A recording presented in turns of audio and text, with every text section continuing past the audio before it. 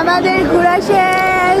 যেহেতু আমরা কিছু খাইনি, তো আমরা মন্দিরের পাশে একটা রেস্টুরেন্ট ছিল, সাউথ ইন্ডিয়ান রেস্টুরেন্ট বা দোকান যাই বলো, ওইখান থেকে আমরা দোসা খেয়ে নিয়েছিলাম সবাই।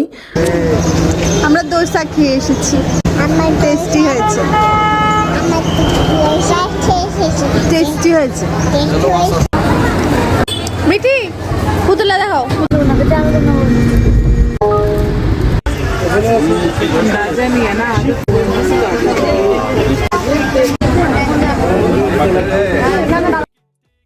ওইখান থেকে আমরা একটা ক্যাব নিয়ে নিয়েছিলাম। তারপর আমরা মোটামুটি একটা ডিস্টেন্স কভার করার পর আমরা এবার লঞ্চে করে বাকিটা কভার করব, নদীটা পার করতে হবে। তো আমরা যাচ্ছি উমানন্দ মন্দির।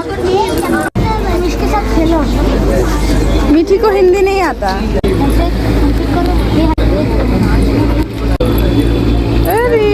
ওকে বলে শোনাও না, ওকে বলে দাও।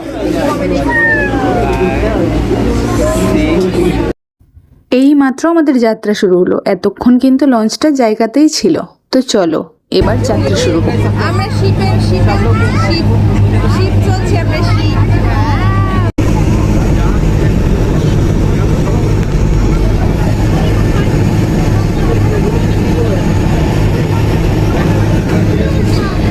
মোটামুটি কাছে এসে পড়েছিলাম, তাই আমি একটু খোলা ওপেন এরিয়াতে আসলাম একটু ছবি তোলার জন্য। যাই হোক, একটা দুইটা তুলেছিলাম।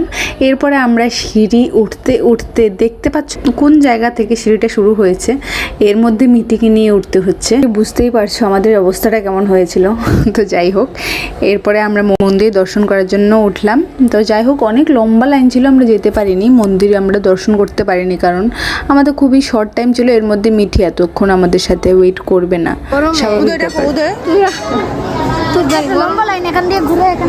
থাক, এত লম্বা লাইনে যাওয়া সম্ভব না। উমানন্দ মন্দির।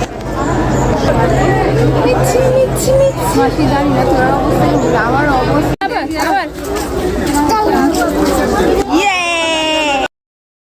এর মাঝে কিন্তু আমরা ফ্রুট স্যালাড খেয়েছিলাম, ডাব খেয়েছিলাম, আর অনেক কিছু হয়েছে মাঝখানে। আমি কিন্তু ভিডিও করতে পারিনি, তখন আমার ফোনের স্টোরেজ একদম ফুল হয়ে গেছে। এরপর আমরা রুমে চলে এসেছিলাম। তারপরে খাওয়া দাওয়া করে আমরা কিন্তু শুয়ে পড়েছি, কারণ আমাদের রেস্টের খুবই প্রয়োজন।